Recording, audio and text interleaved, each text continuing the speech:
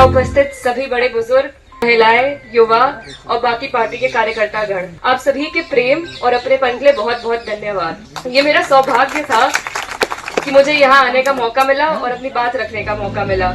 यह है अदिति यादव, डिम्पल और अखिलेश यादव की सबसे बड़ी बेटी। 21 साल की है और लंदन में अंतर्राष्ट्रीय राजनीति की पढ़ाई कर रही हैं। 60 दिन की छुट्टी लेकर लंदन से घर आई और मां डिम्पल यादव का इलेक्शन कैंपेन संभाल रही हैं।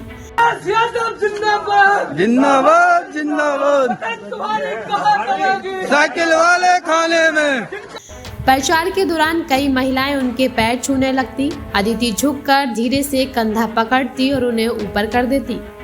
गली मोहल्ले में खेलने वाले बच्चों से मिलती तो उनके कंधे और सर पर हाथ रखकर आगे बढ़ जाती। कई बार सड़क पर बैठकर लोगों से बातचीत करने लगती। आशीर्वाद देने के लिए लोग हाथ उठाते तो सर झुका देती। कोई उन्हें नेताजी की पोती तो कोई नातिन कहकर बुलाता।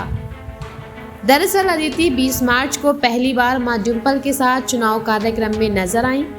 इसके बाद कई बार वह मां के साथ चुनावी कार्यक्रम में दिखी। मकसद था लोगों से मिलने और बात करने का सलीका सीखना। करीब महीने भर की ट्रेनिंग के बाद 16 अप्रैल से अदिति मां से अलग होकर अकेले चुनाव प्रचार करने लगी। वह छोटी छोटी सभाएं कर रही हैं, इसे नुक्कड़ सभाएं भी कह सकते हैं। सभा में 4 से 5 मिनट तक स्पीच देती हैं और संविधान में हमारे अधिकारों की रक्षा करने के लिए और इस समाज में सभी को समान मौका मिले, उसके लिए आप समाजवादी पार्टी को 7 तारीख को वोट दें। वह पूरे आत्मविश्वास के साथ लोगों से वोट की अपील करती हैं। माँ और पिता की तरह हम लोगों के बीच बिल्कुल सहज दिखाई देती हैं। वो अपनी टीम के साथ गांव-गांव जा रही हैं। मां के लिए वोट मांगते हुए कहती हैं, आप लोग 7 मई को साइकिल का बटन दबाकर समाजवादी पार्टी को जिताएं। 7 तारीख को साइकिल का बटन दबाएं और समाजवादी पार्टी को भारी बहुमत से जिताएं। धन्यवाद। जय हिंद, जय भारत। अदिति लोकल नेताओं से उस क्षेत्र में बात करने का तरीका समझती हैं। स्थानीय लोगों को वो क्या कहकर बुलाएं, ये भी क्षेत्रीय नेताओं से पूछ लेती हैं। कोई क्षेत्र की समस्याओं को लेकर बात कर रहा होता है तो अदिति से बहुत ध्यान से सुनती हैं। अपने भाषण में वो वोट देने और संविधान को बचाने जैसी बातें बोलती हैं।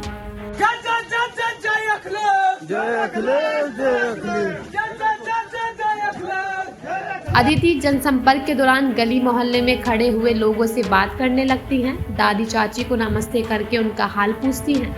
चाचा भैया मिलते हैं तो उनको नमस्ते और वोट देने की अपील करके आगे बढ़ जाती हैं।